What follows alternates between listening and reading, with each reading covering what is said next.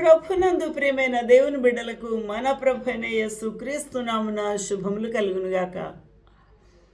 ఈ యొక్క మధ్యాహ్న కాల సమయమందు వ్రేలాడదీయబడిన ఆ నేరస్తులలో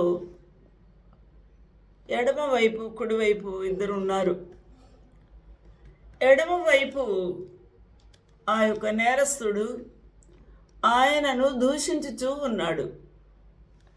ఆయన నేరము ఖరారు చేయబడి శిక్షా విధి అనుభవించుచూ కూడా దేవుని లేక ప్రభువుని దూషించుచూ ఉన్నాడు, అవమానపరుస్తూ ఉన్నాడు, హేళన చేస్తూ ఉన్నాడు. లూకాసు వార్త 23:39. వ్రేలాడదీయబడిన ఆ నేరస్తుల్లో ఒకడు ఆయనను దూషించుచు, నీవు క్రీస్తువు కదా, నిన్ను నీవు రక్షించుకోమని మమ్మను కూడా రక్షించుమని చెప్పాను. అయితే రెండో వాడు వాని మాటలు విని వారిని గద్దించి ఉన్నాడు, నీవు అదే శిక్ష విధిలో ఉన్నావు కదా, కనుక నీవు దేవునికి భయపడవా? మనకైతే ఇది న్యాయమే, ఎన్నో నేరములు చేసిన వారం కాబట్టి వాటికి తగిన ఫలము పొందుచూ ఉన్నాము. కానీ ఈయన అనగా యేసు ఏ తప్పిదమును చేయలేదని చెప్పి యేసు వైపు చూచాడు. నీవు నీ రాజ్యముతో వచ్చినప్పుడు నన్ను జ్ఞాపకము చేసుకొనుము అని ప్రాధేయపడుతూ ఉన్నాడు.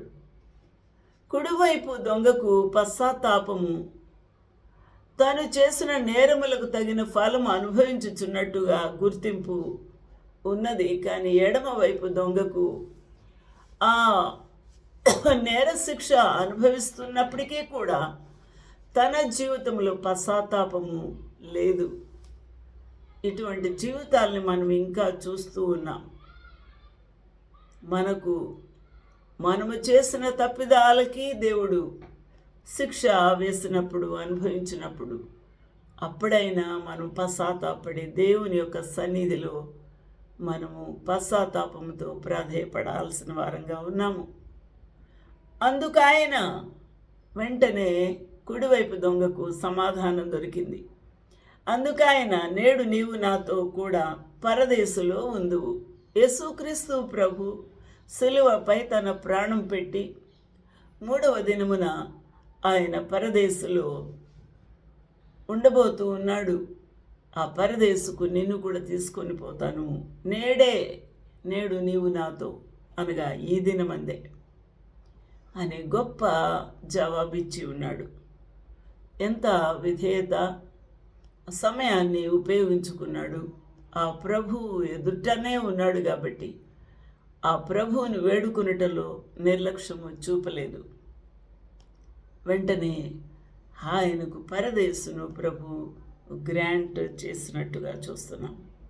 కుడివైపు దొంగ ఎంతో మాదిరిగా ఉన్నాడు, జీవితమును మార్చుకున్నవాడుగా ఉన్నాడు. ఎడమవైపు దొంగ పరిహసించుచు అపహసించుచు ఎక్యూజ్ చేస్తున్నాడు. నువ్వు ముందు రక్షించుకో, ఆ తర్వాత మమ్మల్ని రక్షించమని అడుగుతూ ఉన్నాడు. ఈ రోజున మన బ్రతుకులు ఈ విధంగా ఉంటే దేవుని యొక్క కృప, అనుగ్రహము మనకు దొరకదు. ప్రభు మనతో మాట్లాడునుగాక. ఆమేన్.